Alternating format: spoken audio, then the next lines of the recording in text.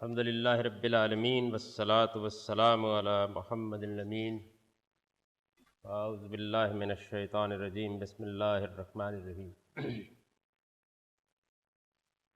خواتین و حضرات، ہم میزان اور فرقان کی بحث میں قرأت کے بارے میں مختلف نقطہ نظر کا مطالعہ کر رہے تھے۔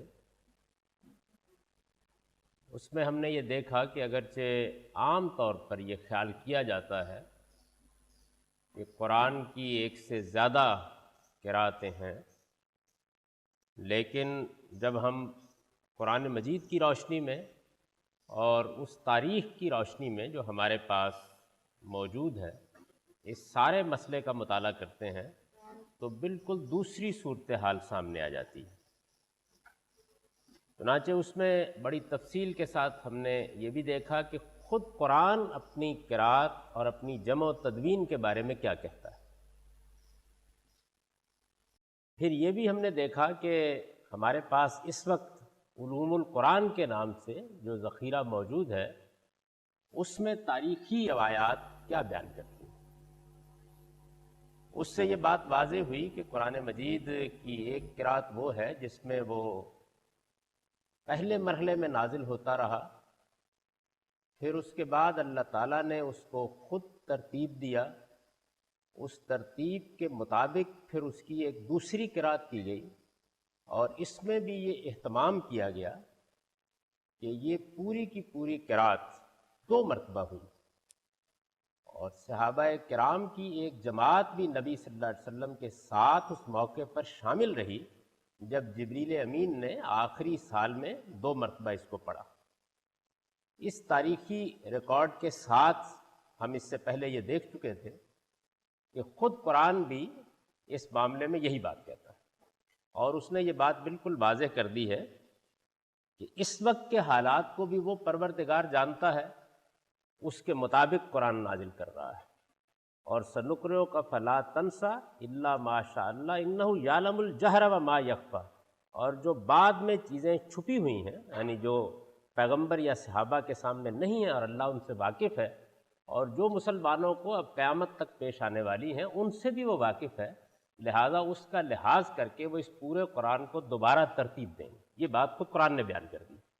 یہ بات بھی واضح کر دی ہے کہ اب اس کے بعد لازم ہے کہ اس دوسری قرأت کی پیروی کی جائے۔ تو یہ دوسری قرأت جس کو ارزا اخیرہ کی قرأت اصطلاح میں کہا جاتا ہے، اس کی پوری تفصیل ہم نے پڑھ لی۔ اس میں اب آخر میں یہ سوال سامنے آ گیا تھا کہ اس روایت کے بارے میں کیا کہا جائے گا جو حدیث کی کتابوں میں قرآن کے 7 حروف پر اترنے کے معاملے میں آئی ہے۔ چنانچہ اس روایت پر ہم اب متن کے لحاظ سے کچھ تنقیدی پہلو نمایاں کر رہے تھے۔ اس میں 2 چیزیں زیر بحث آ گئی تھی۔ ایک یہ چیز زیر بحث آ گئی تھی کہ یہ روایت تو اس میں کوئی شک نہیں ہے کہ حدیث کی تمام امہات کتب میں موجود ہے۔ اس وقت ہمارے پاس جو فن حدیث موجود ہے اس کی روشنی میں اس کی سند پر بھی کوئی ایسی بحث نہیں کی جا سکتی کہ اسے آپ بالکل متروک یا مردود قرار دے دیں۔ سند میں ایسے لوگ موجود ہیں جن کی روایت بالعموم قبول کی جاتی ہے اور کسی نوعیت کا کوئی انقطاع بھی بظاہر نہیں ہے۔ لیکن اس کا مطلب کیا ہے؟ یعنی روایت کے معنی کیا ہے؟ روایت تو کوئی چیز نہیں ہے۔ قرآن مجید کی ایک آیت ہے، اگر اس کا مطلب ہی دنیا میں کوئی نہیں سمجھ سکتا تو پھر اس کلام کے بارے میں کیا رائے قائم کی جائے گی؟ یعنی وہ کیا چیز ہے؟ تو پہلی بات ہم نے یہ اس میں دیکھی تھی کہ روایت کا مدعا کیا ہے، اس کے معنی کیا ہے، یعنی یہ کیا کہنا چاہتی ہے، اس میں 7 حروف سے کیا مراد ہے۔ یہ جب کہا جا رہا ہے کہ قرآن مجید 7 حروف پر اترا تو اس سے کوئی آخر مصداق ہوگا نا جس کو سامنے رکھ کے یہ بات کہی ہے، وہ کیا ہے۔ تو ہم نے یہ دیکھا کہ اس پر اس 14 صدیوں میں نہ صرف یہ کہ کوئی اتفاق نہیں ہو سکا، بلکہ ایک اقوال کا جنگل ہے جس میں آدمی داخل ہو جاتا ہے۔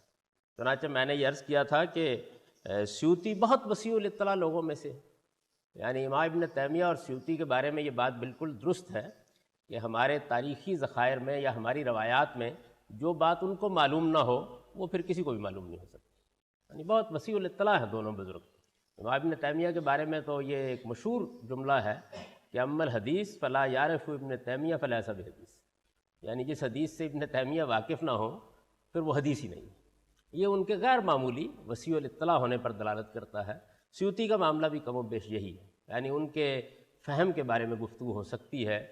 انہوں نے جس طریقے سے چیزوں کو جمع کیا ہے اس میں نقد و تبصرہ کے جو اسالیب اختیار کیے ہیں ان پر گفتگو ہو سکتی ہے، لیکن وہ نہایت وسیع الاطلاع آدمی ہے. انہوں نے اپنی کتاب الاتقان میں، اور الاتقان ہمارے پاس زرکشی کی برہان اور سیوطی کی اتقان، یہ دو کتابیں در حقیقت علوم القرآن میں ماخذ کی حیثیت رکھتی ہیں، یعنی امہات کتب ہیں.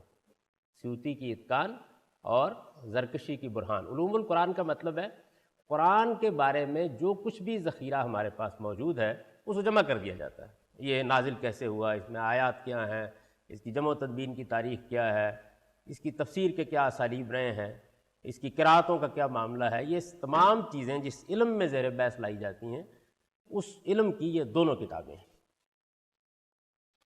تو اتقان میں انہوں نے ظاہر ہے کہ اس پر بحث کی، یعنی ایک بڑی مفصل بحث ہے جس میں وہ بیان کرتے ہیں کہ یہ روایت کیا ہے، اس کا مدعا کیا ہے.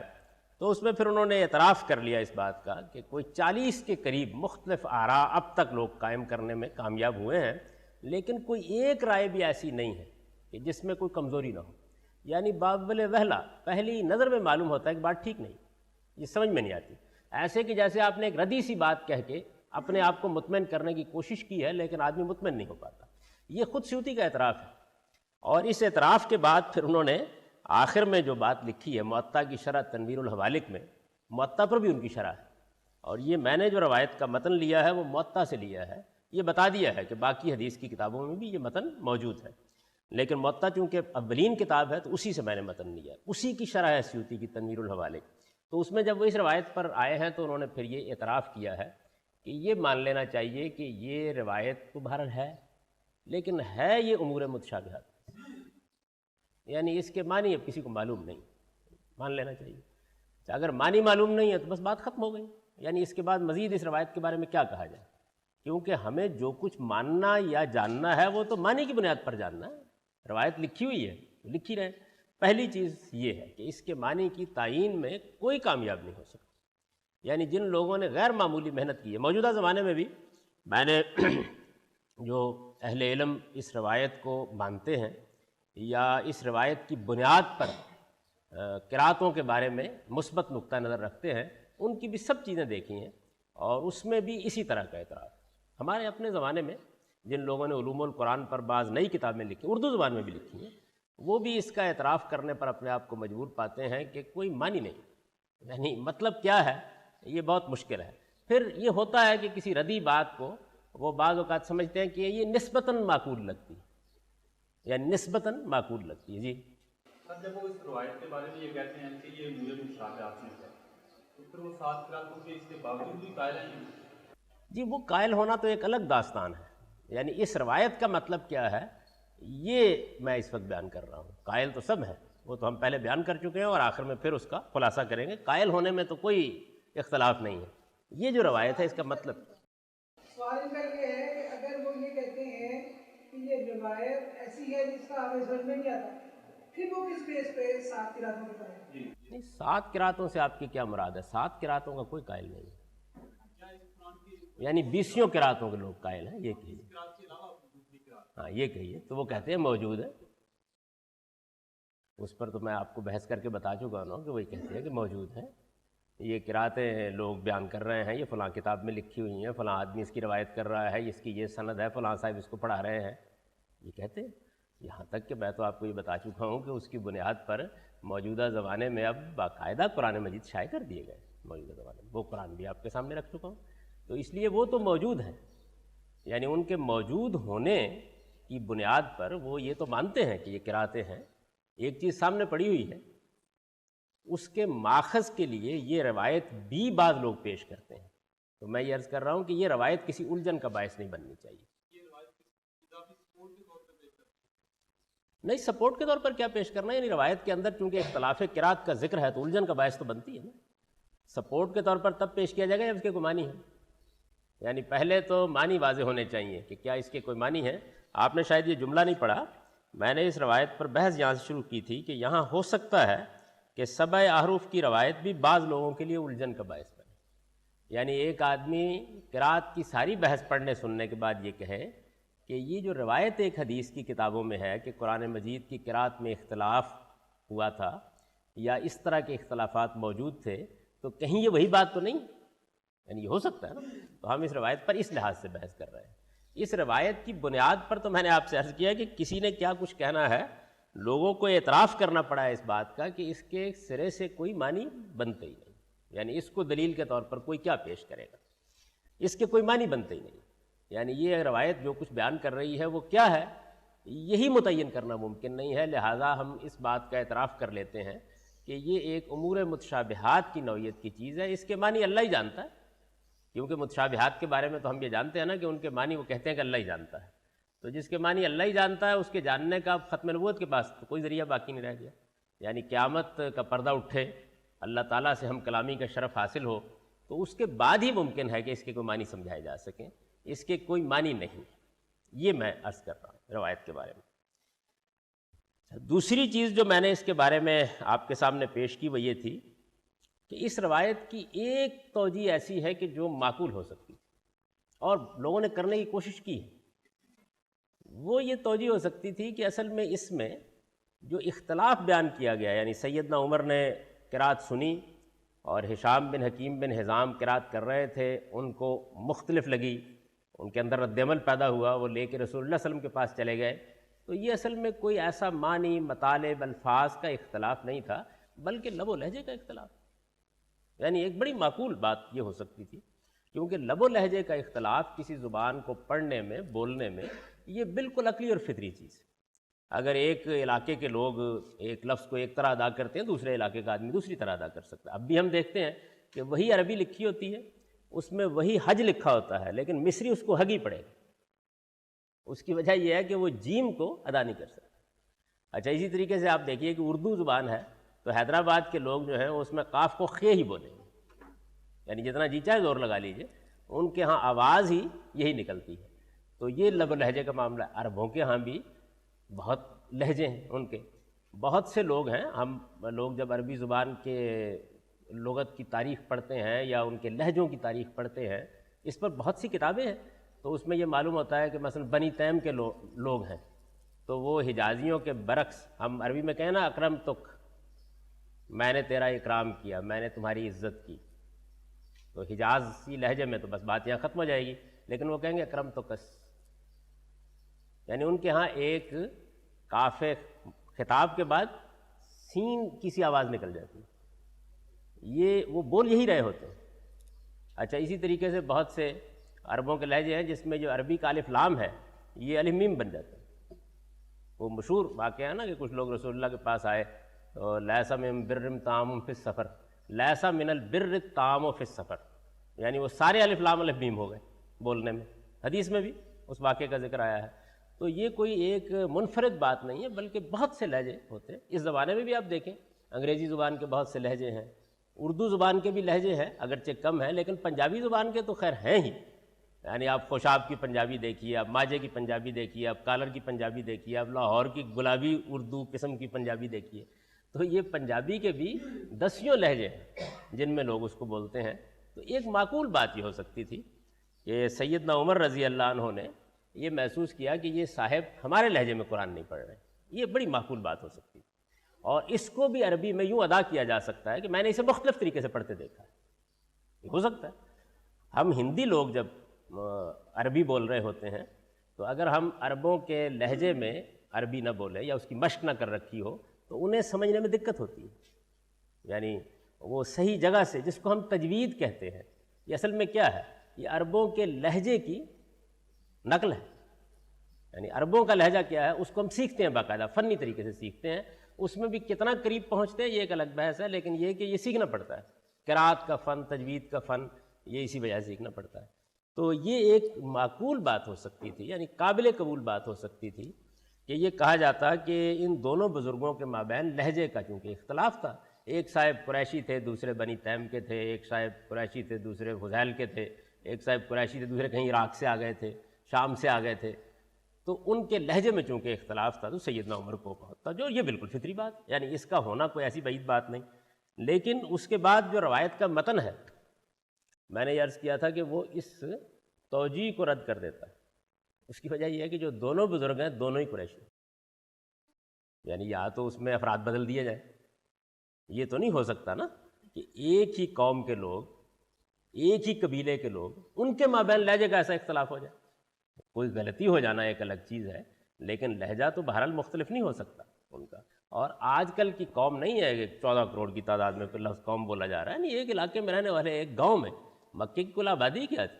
قریش بڑا زور لگا کر بدر اور احد میں کتنے لوگ نکال کے لا سکے تھے، اسی سے آبادی کا اندازہ کر لیجیے، یعنی جو نوجوان لڑنے کے قابل آئے ان کی تعداد 1000 سے زیادہ نہیں تھی۔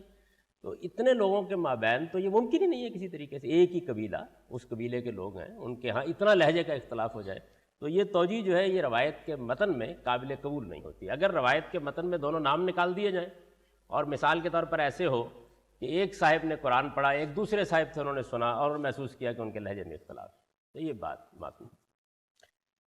اس کے بعد ایک تیسری چیز جس کی طرف میں نے توجہ دلانے کی کوشش کی ہے اس روایت سے متعلق، وہ یہ ہے کہ تھوڑی دیر کے لیے مان لیجئے کہ یہ لہجے کا اختلاف ہی، چلیے نظر انداز کر دیجئے، یعنی یہ نظر انداز کر دیجئے کہ دونوں قریشی، اور یہ مان لیجئے بالفرض برسبیل تنزل تھوڑی دیر کے لیے ہم قبول کر لیتے ہیں، لیکن روایت کے اندر تو یہ لکھا نہیں گیا کہ ان کے لہجے کا اختلاف تھا۔ روایت تو یہ بتا رہی ہے کہ قرآن نازل کیا گیا ایک دوسرے لہجے، یعنی روایت تو یہ بتا رہی ہے کہ ایک قرآن نازل کیا گیا ایک طرح سے، دوسرا قرآن نازل کیا گیا دوسری طرح سے۔ تو اب ظاہر ہے کہ اگر یہ بات کہی جائے کہ قرآن مجید میں لوگوں کو مختلف لہجوں میں پڑھنے کی اجازت دی گئی تھی، یہی کہا جائے گا، مختلف لہجوں میں، جو آدمی عراقی لہجے میں پڑھنا چاہتا ہے پڑھ لے، جو مصری لہجے میں پڑھنا چاہتا ہے پڑھ لے، تو پھر یہ انزلہ کا لفظ جو ہے نازل کیا گیا، یہ کیوں آیا؟ یہ تو کسی صورت میں بھی پھر سمجھ میں نہیں آتا، اس لیے کہ اس کا نزول ایک الگ چیز ہے۔ نزول تو قریش کی زبان میں ہو گیا، یہ بات بالکل معقول ہے کہ لوگوں کو کہہ دیا گیا کہ تم اپنے اپنے لہجے میں اپنی اپنی زبان میں اس کو پڑھ لو، بسم اللہ، لیکن قرآن نازل ہی مختلف لہجوں میں کیا گیا، اس کی کیا وجہ ہے؟ یہ بات سمجھ میں نہیں آتی۔ تو یہ تو تین وہ چیزیں ہیں جو گویا اس بحث میں تمہید کی حیثیت رکھتے ہیں، لیکن آخری چیز جس کے اوپر بہت غور کر کے دیکھ لینا چاہیے اور جو غیر معمولی نزاکت اپنے اندر رکھتی ہے، وہ چیز یہ ہے کہ یہ جو ہشام بن حکیم بن حزام ہے، یعنی جن کے بارے میں یہ بیان کیا جا رہا ہے کہ ان کو سیدنا عمر نے قرات کرتے ہوئے سنا، ان کے بارے میں تمام مورخین جنہوں نے صحابہ کے حالات جمع کیے ہیں وہ اس بات پر متفق ہیں کہ یہ فتح مکہ کے دن ایمان لائے۔ ہشام بن حکیم بن حزام جو صاحب قرآن پڑھ رہے ہیں، یہ فتح مکہ کے دن ایمان لائے تھے۔ اس کا مطلب یہ ہے کہ یہ 8 ہجری میں ایمان لائے، یہی معنی بنے گا نا اس کے۔ آپ ذرا تھوڑی دیر کے لیے تصور کیجئے کہ قرآن مجید کے نزول کے بارے میں یہ بات تو کسی بحث کی محتاج نہیں ہے کہ قرآن نبی صلی اللہ علیہ وسلم پر 10 سال تک مکے میں اترتا رہا، کم و بیش، اس کے بعد فتح مکہ کے دن تک 8 سال مزید ہو گئے۔ اس کے معنی یہ ہوں گے کہ قرآن مجید کے نزول کا ایک زمانہ ہے جو گزر چکا ہے، اور یہ بھی بالکل معلوم ہے کہ بہت تھوڑا حصہ اس کے بعد قرآن کا نازل ہوا ہے، یعنی خود قرآن کی داخلی شہادت سے معلوم ہو جاتا ہے کہ فتح مکہ کے بعد وہ کتنا نازل ہوا ہے۔ فتح مکہ کے بعد شاید 1 یا 2 صورتیں نکالی جا سکیں کہ جو نازل ہوئی ہیں، قرآن کا زیادہ حصہ نازل ہو چکا ہے۔ اب حضرت عمر کون ہے؟ یعنی ان کے بارے میں بھی یہ بحث تو نہیں ہے نا کہ وہ کب ایمان لائے، فتح مکہ کے دن تو وہ ایمان نہیں لائے، وہ مکے کے ابتدائی طور پر ایمان لانے والے لوگوں میں سے ہیں۔ اچھا، ان لوگوں میں سے ہیں کہ جو ایمان لا کے کہیں چلے نہیں گئے، رسول اللہ صلی اللہ علیہ وسلم کے شب و روز کے ساتھی ہیں، انہوں نے حضور صلی اللہ علیہ وسلم کے ساتھ مکے کا زمانہ گزارا ہے، انہوں نے حضور صلی اللہ علیہ وسلم کے ساتھ ہجرت کی ہے، وہ نبی صلی اللہ علیہ وسلم کے ساتھ ایسے رہتے تھے کہ مورخین یہ بیان کرتے ہیں کہ حضور کا معاملہ یہ تھا کہ بس لوگ بیان کرتے تھے کہ حضور آئے تھے اور ابو بکر تھے اور عمر تھے، حضور آئے تھے اور ابو بکر تھے اور عمر تھے، یعنی ان کا نبی صلی اللہ علیہ وسلم کا ساتھی ہونا بھی ایسا غیر معمولی، جنگوں میں وہ شریک رہے، جمعے کے خطبے انہوں نے سنے، حضور کی دعوت انہوں نے سنی، قرآن مجید کے وہ حفاظ میں سے، حضور سے انہوں نے قرآن سیکھا ہے، قرآن مجید کو انہوں نے پڑھا ہے، یہ ان کی غیر معمولی حیثیت ہے. سیدنا عمر کوئی یہاں تہاں کے آدمی نہیں ہے. تو کیا یہ بات باور کی جا سکتی ہے کہ قرآن مجید ایک سے زیادہ قرأتوں پر اترتا رہا اور 18 سال تک عمر کے علم میں نہیں آیا؟ یعنی 18 سال معمولی مدت نہیں ہے. اس کا مطلب تو یہ ہے کہ اگر وہ ہشام بن حکیم بن حزام کے پیچھے نماز نہ پڑھتے اور 2 سال اور گزر جاتے تو یک بے یک کو 15 آدمی بتا دیتے کہ قرآن کو حضور چپکے چپکے ہم کو ایک اور قرأت پر بھی پڑھاتے رہے. اور کیا قرآن کوئی چپکے چپکے سکھانے کی چیز؟ یعنی قرآن مجید کو جو آدمی بھی پڑھے گا وہ یہ جانتا ہے کہ قرآن اس طرح کی کوئی تصنیف نہیں ہے کہ ایک مصنف خلوت میں بیٹھ کے اس کو لکھ رہا ہے. قرآن مجید کا معاملہ تو یہ ہے کہ وہ صورتیں اصل میں مخاطبین کے سامنے پڑھی جا رہی ہیں. یعنی ان صورتوں پر بحثیں ہو رہی ہیں، ان پر سوالات ہو رہے ہیں، یہ سب ہو رہا ہے. تو اگر تو یہ بیان کیا جاتا کہ مکے کے زمانے ہی میں ایک قرأت فلاں تھی، ایک قرأت فلاں تھی، تو چلیے کچھ دیر کے لیے ہم خاموش ہو جاتے. لیکن 18 سال تو خود یہ روایت بتا رہی ہے کہ عمر رضی اللہ عنہ کو معلوم نہیں تھا. اور عمر رضی اللہ عنہ کو معلوم نہیں تھا تو پھر یہ سب حادثہ کہاں ہوا؟ یعنی یہ واقعہ ہوا کہاں؟ تو عقلی لحاظ سے یہ بات اتنی غیر معقول ہے کہ کسی طرح سے بھی قبول نہیں کی جا سکتی. یعنی یا تو یہ مانیے کہ سیدنا عمر رضی اللہ عنہ اس کے سننے والے نہیں تھے، یعنی جو قرأت کر رہے تھے شام وہ سیدنا عمر نہیں تھے، یا یہ مانیے کہ سیدنا عمر بھی اسی دن ہی مان لائے تھے. سیدنا عمر رضی اللہ عنہ جتنی قرآن کی قرأت کی روایتیں ہیں اگر آپ ان کو دیکھیں سب ان تک پہنچتی ہیں. یعنی وہ قرآن کے بڑے علماء میں سے حضور کے شب و روز کے ساتھی ہیں. ان کو شرف حاصل ہوا ہے کہ وہ رسالت مآب صلی اللہ علیہ وسلم کے ساتھ مدفون ہیں. تو یہ کیا حادثہ ہے؟ یعنی اس کا کیا مطلب کیا ہے؟ اس روایت کو روایت کرنے والا کیا تاثر دینا چاہتا ہے؟ کیا وہ یہ بتانا چاہتا ہے کہ نبی صلی اللہ علیہ وسلم کچھ لوگوں کو قرآن مجید اکیلے میں چپکے چپکے ایک مختلف قرأت پر پڑھا دیا کرتے تھے، اور نہ اس کا پتہ ابو بکر کو چلتا تھا، نہ اس کا پتہ عمر کو چلتا تھا، نہ لوگوں کو چلتا تھا؟ یعنی عمر رضی اللہ عنہ کو پتہ نہ ہونے کا مطلب کیا ہے؟ اس کا مطلب یہ ہے کہ نبی صلی اللہ علیہ وسلم کو انہوں نے نہ جمعے میں کبھی اس سے مختلف قرأت پر قرآن پڑھتے دیکھا، نہ نمازوں میں کبھی اس سے مختلف قرأت پر قرآن پڑھتے دیکھا. اس کے معنی یہی ہے نا، کیونکہ سیدنا عمر تو شب و روز کی ان کے پیچھے نمازیں پڑھنے والے لوگوں میں سے ہیں، اور حضور صلی اللہ علیہ وسلم کے بارے میں معلوم ہے کہ بہت طویل قرأت. اچھا یہ ان لوگوں میں سے ہے کہ جو حضور کے ساتھ تہجد میں شریک ہوتے رہے، طائفۃ من الذین معک، جس میں نبی صلی اللہ علیہ وسلم بالعموم پورا قرآن پڑھتے تھے. اچھا ان لوگوں میں سے ہیں کہ جن کو نبی صلی اللہ علیہ وسلم بلاتے رہے ہیں قرآن سننے اور سنانے کے لیے. تو یہ حادثہ جو ہے یہ کسی طرح سے بھی یعنی کوئی آدمی آنکھیں بند کر لے حقائق سے تو ہو سکتا ہے کہ یہ بات مان لے، لیکن یہ کسی طرح مانی نہیں جا سکتی. چنانچہ دیکھیے میں نے لکھا اس کے بارے میں،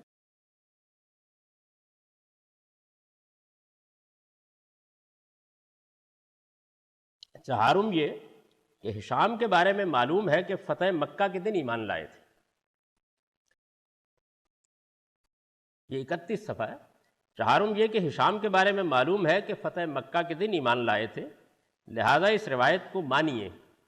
تو یہ بات بھی ماننا پڑتی ہے کہ فتح مکہ کے بعد تک یعنی 18 سال تک رسول اللہ صلی اللہ علیہ وسلم کے جلیل القدر صحابہ، یہاں تک کہ سیدنا عمر جیسے شب و روز کے ساتھی بھی اس بات کا علم نہیں رکھتے تھے کہ قرآن مجید کو آپ چپکے چپکے اس سے مختلف طریقے پر لوگوں کو پڑھا دیتے ہیں، جس طریقے سے وہ کم و بیش 20 سال تک آپ کی زبان سے علانیہ اسے سنتے اور آپ کی ہدایت کے مطابق اسے سینوں اور سفینوں میں محفوظ کرتے.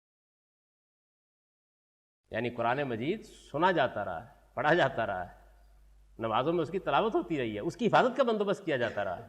یہ ساری جتنی داستان ہے یہ ایک طرف ہے، اور دوسری جانب یہ روایت ہے. ہر شخص اندازہ کر سکتا ہے کہ یہ کیسی سنگین بات ہے اور اس کی زد کہاں کہاں پڑ سکتی ہے. یعنی اس کا جو نتیجہ نکلتا ہے اس کا اندازہ ہر صاحب عقل کر سکتا ہے کہ کیا ہے. چنانچہ یہ جو روایت ہے یعنی 7 حروف پر قرآن کے نازل ہونے کی روایت، یہ کسی پہلو سے بھی قابل قبول نہیں ہو سکتی. یعنی یہ عقلاً غلط ہے، یہ علمی لحاظ سے بالکل بے معنی ہے، اس کو کسی طرح بھی قابل قبول نہیں سمجھا جا سکتا. وہی بات ہے کہ ہم روایت کے معاملے میں یہ طے کر لیں کہ بہرحال اگر اس کی سند ٹھیک ہے تو اسے موجود رہنا چاہیے، اور پھر سیوطی کی طرح یہ اعتراف کر لیں کہ اس کے معنی اللہ ہی بتائے گا. یعنی وہ ایک جگہ ہے جہاں پہ آدمی زندہ رہ سکتا ہے، لیکن اگر کوئی اس کے معنی متعین کرنے کی کوشش کی جائے تو پھر اس کے بعد دین کی ساری روایت سے دستبردار ہونا پڑے گا. یعنی پھر یہ ماننا پڑے گا کہ کوئی چیز بھی باقی نہیں رہے گی. کیونکہ اگر سیدنا عمر رضی اللہ عنہ کو 20 سال بعد بھی یہ معلوم نہیں تھا کہ قرآن دوسری قرات پر نازل ہو رہا ہے تو دوسروں کے علم کا پھر کیا اعتبار، یعنی پھر کیا چیز باقی رہ جاتی ہے؟ وہ بھی نہیں جانتے تھے۔ اور جس طرح کہ میں نے عرض کیا کہ اگر 2 سال اور گزر گئے ہوتے اور رسالت مآب صلی اللہ علیہ وسلم کے پاس جا کے پوچھنے کی بھی، اب تو یہ ہوا ہے نا کہ روایت ہم کو بتاتی ہے کہ وہ حضور کے پاس لے گئے، اور آپ ذرا اپنے دل پر ہاتھ رکھ کر یہ بھی سن لیجئے کہ یہ جو روایت میں نے لی ہے یہ چونکہ سیدنا عمر سے متعلق ہے، اس وجہ سے میں نے اس کو موضوع بنا لیا ہے، ورنہ یہی قراتوں کی جو روایت ہے یہ ایک اور جلیل القدر صحابی کے بارے میں مزید ستم ڈھاتی ہے۔ یعنی یہ بیان کرتی ہے روایت کہ حضرت ابی بن کعب نے جب اسی طرح کا معاملہ دیکھا، ظاہر ہے کہ اگر 19-20 سال کے بعد یہ معاملہ دیکھا جائے گا تو کیا ہوگا، تو وہ بھی نبی صلی اللہ علیہ وسلم کے پاس چلے گئے اسی طرح سے، اور انہوں نے جا کے حضور صلی اللہ علیہ وسلم سے یہ کہا کہ یہ کیا ہے، یہی کہنا بھی چاہیے کہ بھئی 20 سال تک تو ہم قرآن اس طرح سے پڑھتے رہے، یہ صاحب جو ہیں یہ تو قرآن اس سے مختلف طریقے سے پڑھ رہے ہیں۔ تو حضور نے کہا کہ اسی طرح اترا، جیسے اس روایت میں ہے نا، ان سے کہا اس طرح اترا، انہوں نے کہا اس طرح اترا۔ تو وہ کہتے ہیں کہ میں محسوس کیا کہ ایمان ختم ہو گیا، روایت میں میں نے محسوس کیا کہ ایمان ختم ہو گیا، یعنی مطلب آپ خود اندازہ کر سکتے ہیں۔ تو اس کے بعد حضور صلی اللہ علیہ وسلم میرے سینے کے اوپر ہاتھ مارا اور پھر میں ٹھیک ہوں، اس لیے کہ ٹھیک تو کرنا ضروری ہے نا، سینے پر ہاتھ مارے بغیر تو عقل نہیں مان سکتی، کوئی اور صورت نہیں، یعنی کوئی اور صورت نہیں ہے۔ اس کی وجہ یہ ہے کہ یہ صورتحال جو ہے اتنا نازک سوال پیدا کرتی ہے کہ اس نازک سوال کے بعد وہی ہونا چاہیے جو اس روایت میں بیان کیا گیا ہے۔ معلوم ہوتا ہے کہ جن لوگوں نے یہ داستان تصنیف کی ہے ان کو خود بھی اندازہ ہے کہ کیا ہوگا، تو انہوں نے اس کا پورا علاج دوسری روایت میں رکھ دیا ہے کہ اگر آپ کا بھی ایمان کہیں خطرے میں پڑ جائے تو سمجھ لیجئے کہ ہاتھ مارنے ہی سے ٹھیک ہوگا، یعنی اور کوئی شکل نہیں ہے درست کرنا، علم عقل یہ تو نہیں مان سکتے۔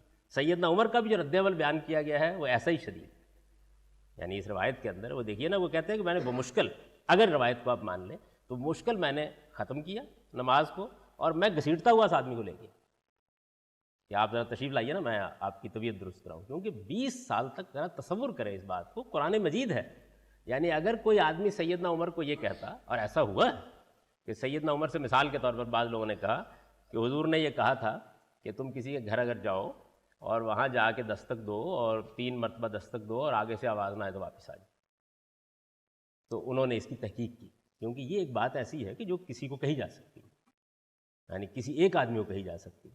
سیدنا عمر جیسا آدمی اس سے بے خبر ہو سکتا ہے، یہ خلاف عقل نہیں ہے۔ ایک بات کسی آداب کی بات نبی صلی اللہ علیہ وسلم نے کہیں بتائی اور ان کے علم میں نہیں ہے، اس میں بھی دیکھیے ان کا رد عمل جو بیان کیا جاتا ہے وہ یہ ہے کہ انہوں نے کہا کہ دوسرا گواہ لاؤ اور نہ میں درست کر دوں گا، کیونکہ تم لوگ اس طرح کی باتیں بیان کرتے ہو تو دوسرا گواہ لاؤ۔ اس میں بھی حالانکہ اس بات پر عقلاً اعتراض نہیں ہوتا، ہو سکتا، یعنی ایسی بہت سی باتیں ہیں کہ مثال کے طور پر میں نے ایک بات آپ سے کہی ہے، کسی دوسرے آدمی کے علم میں نہیں اور عام آداب کی، لیکن قرآن، یعنی وہ قرآن جس کے بارے میں خود قرآن کہتا ہے کہ رسالت مآب صلی اللہ علیہ وسلم اس کا لفظ لفظ لوگوں تک پہنچانے کے مکلف تھے، اس کو پڑھ کر سنایا جا رہا تھا، وہ بیان ہو رہا تھا، اس کی قرات ہو رہی تھی، اور یہ روایت ہم کو یہ بتاتی ہے کہ 20 سال تک واقف نہیں تھا، کون؟ عمر واقف نہیں، یعنی اگر عمر واقف نہیں تھا تو پھر ان قراتوں کو گھر میں ہی رکھیے جن سے عمر واقف نہیں تھی اور 20 سال تک واقف نہیں تھا۔ تو اس وجہ سے اس روایت کی کوئی کل سیدھی نہیں، یعنی ہر لحاظ سے یہ ایک بالکل ناقابل قبول روایت ہے۔ اس کے بعد میں نے لکھا ہے کہ یہی معاملہ ان روایتوں کا بھی ہے، یہی معاملہ ان روایتوں کا بھی ہے جو سیدنا صدیق اور ان کے بعد سیدنا عثمان کے دور میں قرآن کی جمع و تدوین سے متعلق حدیث کی کتابوں میں نقل ہوئی۔ یعنی اگر آپ پھر اس کے بعد اس باب کو نکالیں حدیث کی کتابوں میں تو آپ کو یہ دیکھیں گے کہ جس طرح سے یہ بالکل خلاف عقل روایت ہے، یعنی خلاف علم روایت ہے، جس کے بعد خلاف عقل علم ہونے کا یہ مطلب نہیں ہوتا کہ کوئی آئنسٹائن کی عقل کے خلاف ہے، یعنی وہ کامن سینس، وہ عقل عام جو ہر انسان کو خدا نے دے رکھی ہوئی ہے اور جس کی روشنی میں ہم اللہ کے دین کو مانتے ہیں۔ یعنی یہ روایت ایسی ہے کہ جیسے کوئی آدمی یہ کہے کہ 23 سال تک حضور نبوت کی تعلیم دیتے رہے اور پھر 23 سال کے بعد ایک دن حضرت عمر کو پتہ چلا کہ معاذ اللہ آپ تو شرک کی تعلیم دے رہے ہیں، یعنی یہ اسی نوعیت کا معاملہ پیدا کر دیتی ہے۔ تو اس طرح کی صورتحال جو اس روایت پہ ہم نے دیکھی ہے، بیان ہی اس طرح کی صورتحال ان روایتوں کی بھی ہے جن میں قرآن کے جمع و تدوین کی حکایت بیان ہوئی. یعنی قرآن مجید شب و روز پڑھا جا رہا ہے، قرآن مجید کو لوگ یاد کر رہے ہیں، قرآن مجید نمازوں میں پڑھا جا رہا ہے. ایک طرف ہم یہ دیکھ رہے ہیں کہ قرآن یہ دعویٰ کر رہا ہے کہ پیغمبر آپ کو کوئی تردد نہیں کرنا چاہیے، ہم اس پورے قرآن کو جمع کریں گے، اور جو صورتحال تمہارے علم میں نہیں ہے، یعنی تم تو اس وقت کی صورتحال میں قرآن لے رہے ہو نا، اس سے بھی ہم واقف ہیں، اس کے لحاظ سے ہم اس کی دوبارہ قرأت کریں گے. پھر اس جمع و ترتیب کے بعد ہم اس قرآن مجید کی جو قرأت کریں گے اس کی تمہیں پیروی کرنی ہے. یہ سب قرآن مجید بیان کر رہا ہے، جمع، ترتیب، تدوین. بلکہ یہاں تک کہتا ہے کہ اگر کوئی اس معاملے میں سوال باقی رہ گیا، کسی چیز میں کوئی چیز سمجھنے کی باقی رہ گئی، تو ہم اس کی وضاحت کر دیں. یہ قرآن بتا رہا ہے، اور تاریخ بھی یہی بتا رہی ہے کہ ایک ہی قرأت تھی جس پر ابو بکر نے قرآن پڑھا، عمر نے قرآن پڑھا، عثمان نے قرآن پڑھا. یہ ہم پڑھ چکے ہیں اس سے پہلے. یہ سب کچھ جو ہمارے سامنے. اس کے بعد یک بیک معلوم ہوتا ہے کہ قرآن مجید کی جمع و تدوین کا کام کیا جا رہا ہے. کہیں کوئی آیت نہیں مل رہی، اس کی تلاش ہو رہی ہے. کہیں کوئی صورت نہیں مل رہی، اس کی تلاش ہو رہی ہے. کہیں 2 رہ گئیں، کہیں 4 رہ گئیں. یہ افسانہ اس کے بعد سامنے آتا ہے. اور پھر سیدنا عثمان کے زمانے میں ایک مرتبہ پھر یہی داستان کہتے ہیں کہ دہرائی جاتی ہے. تو یہی معاملہ ان روایتوں کا بھی ہے جو سیدنا صدیق اور ان کے بعد سیدنا عثمان کے دور میں قرآن کی جمع و تدوین سے متعلق حدیث کی کتابوں میں نقل ہوئی. یہ روایتیں بھی یعنی اس لحاظ سے میں نے یہ لفظ لکھا ہے کہ مختلف طریقوں سے آئی ہیں، ورنہ روایت ایک ہی ہے. اصل میں روایت اس میں بھی ایک ہی روایت ہے. اور اس روایت کے بارے میں نے یہاں کوئی بحث نہیں کی. اس کی وجہ یہ ہے کہ وہ اس وقت قرأت، کیونکہ جمع و تدوین اس کا موضوع ہے اور میں یہاں قرأت پر بحث کر رہا ہوں. ورنہ میں آپ کو دکھاتا کہ اس میں بھی لفظ اسی طرح بالکل بے معنی، یعنی اس کے اندر، اس کے متن کے اندر وہ چیزیں موجود ہیں. جیسے یہاں ہے کہ بہت زور لگا کے اس کی تعویل کر لیجئے کہ لب و لہجے کا فرق ہوگا، لیکن یہ ہے کہ روایت کا متن ہی بتا رہا ہے کہ یہ نہیں ہو سکتا. ایسی صورتحال ہے.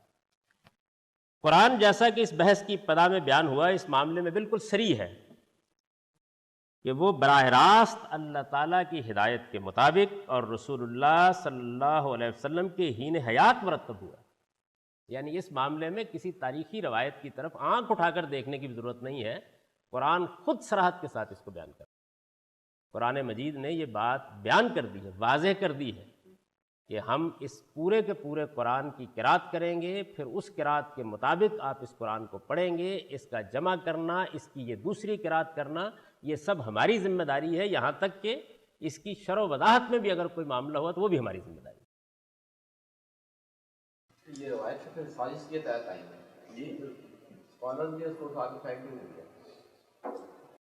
یہ رہنے دیں، کیا کہہ دیا آپ کو، اتنا بہت ہے کہ ہم نے اس پہ تنقید کر دی. قرآن جیسا کہ اس بحث کی ابتدا میں بیان ہوا، اس معاملے میں بالکل صریح ہے کہ وہ براہ راست اللہ تعالیٰ کی ہدایت کے مطابق اور رسول اللہ صلی اللہ علیہ وسلم کے حین حیات مرتب ہوا ہے. لیکن یہ روایتیں اس کے بالکل برخلاف ایک دوسری ہی داستان سناتی ہیں، جسے نہ قرآن قبول کرتا ہے اور نہ عقل عام ہی کسی طرح ماننے کے لیے تیار ہو سکتا. سیاہ سے مراد حدیث کی وہ 6 کتابیں جن کو سند کے لحاظ سے سب سے زیادہ صحیح مانا جاتا ہے. یعنی فن حدیث کے علماء نے جو سند کی تحقیق کے قاعدے بیان کیے ہیں، ان کے لحاظ سے حدیث کی جو کتابیں ہمارے پاس اس وقت موجود ہیں وہ 1 2 نہیں 10 ہیں. لیکن ان میں سے 6 کتابوں کو یہ خصوصی حیثیت حاصل ہے کہ ان میں زیادہ تر روایتیں صحیح ہیں. اور ان میں بخاری و مسلم میں تو چند روایتیں ہیں جن کے بارے میں سند کی بحث کی جا سکتی ہے، ورنہ عام طور پر سنداً صحیح روایتیں ہیں. تو اس وجہ سے ان کتابوں کو سیاہ کہتے ہیں. سیاہ میں یہ اصلاً یہ جو روایت ہے اور یہ جو روایتیں دوسری ہیں، سیاہ میں یہ اصلاً ابن شہاب زہری کی وساطت سے آئی. یعنی آپ چند حرف ان کی سند کے بارے میں، سند کے بارے میں آپ جانتے ہیں نا کہ اوپر عمر ابو بکر ہوں بے شک، سوال یہ ہے کہ ہم تک کیسے پہنچی روایت. تو جی یعنی محدثین کے نزدیک کوئی قابل اعتراض بات نہیں ہے، وہ تو قبول کرتے ہیں نا. ابن شہاب زہری جن کے بارے میں میں گفتگو کرنے جا رہا ہوں، ان کے بارے میں محدثین تو یہ کہتے ہیں نا کہ امیر المومنین فی الحدیث. لیکن چند باتیں ان کے بارے میں بھی سن لیجیے. سیاہ میں یہ اصلاً ابن شہاب زہری کی وساطت سے آئی ہیں، یعنی وہ ہیں اصل میں.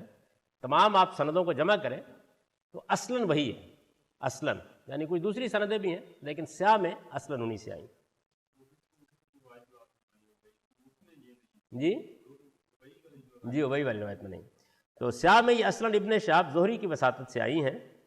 ائمہ رجال یعنی جو رجال کی تحقیق کے ائمہ ہیں ان کے ہاں یہ بات متفق علیہ ہے کہ ابن شہاب زہری دو چیزیں تو لازمن کرتے ہیں، ایک تدلیس اور ایک ادراج. تدلیس فن حدیث کی اصطلاح ہے. تدلیس کا مطلب یہ ہوتا ہے کہ روایت کرنے والا سند میں کسی شخص کو چھپا لیتا ہے، یعنی سند میں کسی شخص کو وہ بیان نہیں کرنا چاہتا، بیان کرے تو مسئلہ پیدا ہو جائے، جس کو تدلیس کہتے ہیں. یعنی تدلیس ایک قابل مذمت چیز ہے. آپ بیان کر رہے ہیں نا روایت، تو آپ یہ بتائیں کہ یہ آپ نے کس سے سنی. تو اگر یہ موقع ہے کہ درمیان کا آدمی حذف کر دیا جائے تو کر دیتے. موقع ہے سے جانتے ہیں کیا ہے؟ مثال کے طور پر یہ دونوں لوگ اسی زمانے میں پائے جاتے ہیں. مجھے روایت تو اصلاً ملی ہے ان سے اور ان کو ملی ہے ان سے، لیکن میں نے ان کے بارے میں یہ جان کر کے لوگ اعتراض کریں گے. جب روایت بیان کی تو کہا مجھے ان سے ملی. اچھا اب یہ چوری پکڑنی آسان نہیں. اس کی وجہ یہ ہے کہ میں بھی اس زمانے میں ہوں اور یہ بھی اس زمانے میں ہے، اور ان کی ملاقات بھی مجھ سے ثابت ہے اور ان کی ملاقات بھی مجھ سے ثابت ہے. تو یہ خیال پیدا ہوتا ہے نا کہ ٹھیک ہے روایت پہ کیا ہے، انقطاع تو نہیں ہو سکتا. تو یہ جو چیز ہے یہ ایک مثال ہے، اس کی بہت سی صورتیں ہوتی ہیں. جی تو یہ بات جو ہے یہ ظاہر ہے کہ ایک جرم ہے، لیکن اس کی صورتیں اور ہیں. میں نے یہ ایک سمجھانے کے لیے آپ کو بات بتائی کہ راوی کو چھپا دیا. یا جیسے مثال کے طور پر حضرت امام مالک جو ہے وہ اپنی موطا میں بعض جگہوں پر یہ روایت بیان کر دیتے ہیں کہ یہ میں روایت جو کر رہا ہوں یہ امن اسکو، اس سے کر رہا ہوں جسے میں قابل اعتبار سمجھتا ہوں. کہہ دیتے ہیں بعض موطا امام مالک بہت سی روایات ہیں کہ جن میں وہ یہ کہہ دیتے ہیں کہ امن اسکو. اچھا اب یہ ہے کہ جب امن اسکو امام مالک کہتے ہیں تو بعد میں لوگ تو پیدا ہوئے نا کہ جو پھر وہ دیکھتے ہیں کہ وہ کون تھا. تو وہ امن اسکو جو ہے وہ موطا امام مالک میں تو 99% ابن شہاب زہری ہوتے ہیں. یعنی یہ تو اب ایسی چیز نہیں ہے کہ اس کے اوپر کوئی تحقیق کرنے کی ضرورت ہے، کیونکہ وہ جتنی بھی روایتیں ہیں ان کی سندیں دوسرے ذرائع سے معلوم ہو گئی ہیں اور وہ بعد کے محدثین نے بیان کر دی ہیں. تو امن اسکو امام مالک کے یہ ابن شہاب زہری بالعموم ہوتے ہیں. اچھا اسی طریقے سے بعض اوقات امام صاحب یہ کرتے ہیں کہ وہ درمیان کے راوی حذف کریں گے اور اس کے بعد اوپر سے بیان کر دیں گے یہ بات مجھے ان سے پہنچی. ان کو بلاغات امام مالک کہتے ہیں. یعنی اس میں وہ پوری سند بیان نہیں کرتے، درمیان میں ایک دو انہوں نے حذف کیے. اچھا ان کے زمانے میں چونکہ یہ فن پوری طرح مرتب نہیں ہوا تھا تو اس کو قابل اعتنا نہیں سمجھا جاتا، تو اس کو تو چلے چھوڑ دیجئے، کیونکہ اس وقت لوگوں کا یہ خیال ہوتا تھا کہ بس ٹھیک ہے بات ایک مجھے پہنچی ہے میں نے بیان کر دی. یہ تو حسن ظن کے جگہ پر رکھی جا سکتی ہے بات. لیکن امن اسکو کا تو جملہ ہی بتا رہا ہے کہ دوسروں کو اعتراض ہے، مجھے اعتراض نہیں ہے. تو اس وجہ سے، اور یہ آپ حقیقت ابھی آپ پہ کھل جائے گی. سیاہ میں یہ اصلاً ابن شہاب زہری کی وساطت سے آئی ہیں یہ جتنی روایتیں، یعنی قرآن کی جمع و تدوین کی روایتیں بھی اور یہ بھی اصلاً ان سے ہیں. اور یہ اصلاً کی حقیقت میں آپ پہ واضح کروں گا. یعنی جب کوئی نامعقول روایت اس طریقے سے کسی ایک جگہ سے آ جاتی ہے تو پھر اس کو سہارا دینے کے لیے بہت سی سندیں ایجاد ہوتی ہیں، وہ ایک الگ بحث ہے. اصلاً ان کی وساطت سے آئی ہیں. ائمہ رجال انہیں تدلیس تو میں نے آپ کو کچھ سمجھا دی کیا چیز ہے. ادراج بھی سمجھ لیجیے. ادراج یعنی یہ دونوں اصطلاحات جو ہے عام طور پر آدمی رجال کتاب میں پڑھتا ہے کہ فلاں صاحب تدلیس کرتے تھے، فلاں صاحب رجال وہ کرتے تھے، وہ خیال کرتا ہے کہ یہ تدلیس جو ہے یہ کوئی بڑی اچھی چیز ہوگی جو کرتے تھے، اس لیے کہ قابل قبول تو ہے. تو یہ تدلیس ایک قابل مذمت چیز ہے. یعنی تدلیس کے بارے میں بھی ایک حسن ظن بعض لوگ پیدا کرتے ہیں فن حدیث کے ماہرین کہ چونکہ یہ فن جس زمانے میں مرتب نہیں تھا تو ممکن ہے کسی بدنیتی سے راوی کو درمیان میں حذف نہ کیا گیا ہو. یعنی یہ ٹھیک ہے، یہ کہہ سکتے ہیں، لیکن بہرحال بھائی کیوں کیا گیا ہے، وجہ کیا ہے؟ یعنی یہ سبب تو ہے نا. اور اچھا اگر جو روایت بیان کی جائے وہ روایت یہ ہو تو پھر تو بڑے مسئلے پیدا کرتی. تو ایک چیز ادراج کا مطلب یہ ہے کہ میں روایت بیان کر رہا ہوں، رسول اللہ صلی اللہ علیہ وسلم کی بات میں نے بیان کرنا شروع کی، بیچ میں میں نے اپنی بات ملا دی، کوئی وضاحت درمیان میں کر دی، اور یہ بتایا نہیں کہ یہ حضور نے فرمایا ہے یا میں کہہ رہا ہوں۔ اچھا، اسی طریقے سے روایت مجھ کو ملی، کچھ ان سے، کچھ ان سے، کچھ ان سے، کچھ ان سے۔ اب فن کا تقاضا یہ ہے کہ جتنی بات مجھے ان سے ملی ہے میں بتاؤں کہ یہ مجھے ان سے ملی ہے، اور جتنی ان سے ملی ہے اس کو الگ بتاؤں کہ وہ ان سے ملی ہے، اور جتنی ان سے ملی ہے اس کو پھر الگ بتاؤں۔ یعنی روایت جب میں کرنے بیٹھا ہوں، آج کا مسئلہ میں نہیں بیان کر رہا، اب تو ہم فہم پر کھڑے ہوتے ہیں نا، جب میں روایت بیان کر رہا ہوں رسول اللہ صلی اللہ علیہ وسلم کے بارے میں تو یہ کروں گا نا کہ میں یہ بتاؤں گا کہ دیکھیے جی مجھے فلاں سند سے اتنی بات ملی، فلاں سے اتنی بات ملی۔ لیکن امام زہری ایسے نہیں کرتے، ابن شہاب زہری وہ بارہا یہ کرتے ہیں کہ چاروں کی بات کو ملا کے اپنی داستان بنا کر بیان کرتے ہیں۔ چنانچہ اس کی بڑی نمایاں مثال جو ہے وہ بخاری میں حدیث افک ہے، سیدہ عائشہ کے بارے میں جو مشہور واقعہ ہے کہ ان پر تہمت لگا دی گئی تھی اور قرآن مجید نے پھر اس کی وضاحت کی۔ یہ روایت بھی ابن شہاب زہری سے، یعنی سیدہ پر یہ اتہام کی روایت بھی انہی سے ہے۔ تو بخاری میں آپ نکال کے دیکھیے تو روایت ایسے شروع ہوتی ہے کہ وہ کہتے ہیں کہ میں نے فلاں سے بھی سنا، فلاں سے بھی سنا، کچھ میں نے اس میں سے چھوڑ دیا، کچھ میں نے اس میں ڈال دیا، اور ڈال کے میں آپ کو یہ روایت سنا رہا ہوں۔ یہ خود الفاظ ہیں اس کے اندر، یعنی ادراج کو بیان کر دیتے ہیں وہ، کہ میں نے بعض چیزیں، جیسے وہ قرآن میں آتا ہے نا رسالت میں آپ صلی اللہ علیہ وسلم کے بارے میں کہ ایک بیوی کو آپ نے راز کی بات بتائی، انہوں نے بتا دی، تو آپ نے کچھ تنبیہ کی انہوں نے اور کچھ بات پوری نہیں بتائی، تو وہ بڑی ایک مستحسن چیز ہے۔ لیکن یہاں یعنی آپ یہ بات کیا کر رہے ہیں، داستان جو آپ بنا رہے ہیں اس داستان کے نتیجے میں تو بات کچھ سے کچھ ہو جائے گی۔ ہاں، آپ چاروں باتوں کو پہلے الگ الگ بیان کریں، اس الگ الگ بیان کرنے کے بعد اس کو ایک شکل دے دیں، تو پھر ہمارے پاس جانچنے کا ذریعہ موجود ہے کہ آپ نے اس میں کیا کام کیا ہے۔ تو ادراج کی یہ مختلف صورتیں ہیں، ان کے بارے میں یہ بات کہ یہ تدلیس اور ادراج کرتے ہیں اس پر کسی کو اختلاف نہیں، یعنی جو ائمہ رجال ہیں، فن رجال کے ائمہ ہیں، ان کے یہ امیر المومنین فی الحدیث بھی ہیں، اور یہ دونوں ان کے اوپر جرائم بھی ثابت ہیں، اس میں کوئی اختلاف، ہر ایک آدمی یہ بیان کرتا، کوئی اس کا دفاع نہیں کرتا۔ دفاع وہی ہے جو میں نے آپ سے عرض کیا کہ جی یہ اس زمانے کے بزرگوں میں سے ہیں، جب اس نے ظن رکھنا چاہیے کہ فن چونکہ وجود میں نہیں آیا تھا، لیکن سوال یہ ہے کہ یہ تو ٹھیک ہے، مان لیتے ہیں ہم تھوڑی دیر کے لیے حسن ظن رکھ لیتے ہیں کہ اس زمانے میں فنی چیزیں اتنی مستحکم نہیں تھیں اور لوگ اس طرح بے احتیاطی سے بھی چیزوں کو بیان کرتے ہیں، مان لیتے ہیں، لیکن وہ جو بیان کرتے ہیں وہ ہمیشہ ایسا ہی کیوں ہوتا ہے؟ یعنی یا سیدہ عائشہ پر تہمت کی ایک عجیب و غریب غیر عقلی داستان ہوگی، یا قرآن مجید کا یہ معاملہ ہوگا، یا رسالت میں آپ صلی اللہ علیہ وسلم کے مرض الموت میں کاغذ منگوانے اور سیدنا عمر فاروق کے یہ کہنے کی روایت ہوگی، معاذ اللہ کے معلوم ہوتا ہے کہ ہذیان ہو گیا۔ تو آخر یہی کیوں ہوتی ہیں روایت؟ یعنی ابن شہاب، اور یہ کسی اور سے کیوں نہیں ہوتی؟ یعنی جب کسی روایت کو دیکھتے ہیں تو اس کے اندر یا سیدنا عمر متون ہو رہے ہوتے ہیں یا سیدہ عائشہ متون ہو رہی ہوتی ہیں، اس کی کیا وجہ ہے؟ یہ سوال ہے، میں نے آپ کے سامنے رکھ دیا۔ ائمہ رجال انہیں تدلیس اور ادراج کا مرتکب تو قرار دیتے ہی ہیں۔ جی، ائمہ رجال کا مطلب ہے یعنی وہ لوگ کے جو سند کے اندر جو اشخاص ہوتے ہیں ان کی تحقیق کرتے ہیں، یہ بتاتے ہیں کہ یہ آدمی کون ہے، اس کی ثقافت کا کیا حال ہے، اس کے حافظے کا کیا حال ہے، یہ بتاتے ہیں۔ بڑے غیر معمولی فن ہے یہ، یعنی اس پہ ہم مسلمان فخر کر سکتے ہیں۔ دیکھیے نقائص سے پاک کوئی چیز نہیں ہوتی، لیکن بڑا عظیم فن ہے، بڑا کام کیا اس میں لوگوں نے۔ 32,000 آدمیوں کے حالات مرتب کرنا اور ان کو بیان کرنا اور پھر ان کے بارے میں ممکن حد تک تحقیق کرنا بہت بڑا کام ہے۔ اچھا، یہ تو ہے، یعنی یہ معاملہ تو خود محدثین بیان کر دیتے ہیں، فن رجال کے ائمہ خود بیان کر دیتے ہیں کہ یہ تدریس بھی کرتے ہیں اور ادراج بھی کرتے ہیں، یہ دونوں معاملات تو اپنی جگہ ثابت ہیں۔ اس بحث کو، ان کی تدلیس اور ادراج کی بحث کو اگر آپ بہت تفصیل کے ساتھ پڑھنا چاہیں، کیونکہ ظاہر ہے کہ یہ ساری چیزیں عربی زبان میں ہیں زیادہ تر، اور رجال کی کتابوں میں ہیں جو بہت فنی نوعیت کی کتابیں ہیں، جن میں بحث و مباحثے کا انداز بھی بہت ٹیکنیکل اور فنی نوعیت کا ہوتا ہے، تو عام آدمی ان کو اس طرح نہیں پڑھ سکتا۔ لیکن دو لوگوں نے ان پر بڑی غیر معمولی بحثیں کی ہیں۔ ایک حدیث افک پر موجودہ زمانے میں جن لوگوں نے لکھا ہے، جس میں حکیم نیاز صاحب بھی ہیں جن کی کتاب ہے واقعہ افک پر، اور بھی لوگوں نے لکھا ہے، تو ظاہر ہے کہ ان کو یہ بحث کرنی پڑی ہے ساری، تو انہوں نے بہت مواد اس میں جمع کر دیا ان کے بارے میں۔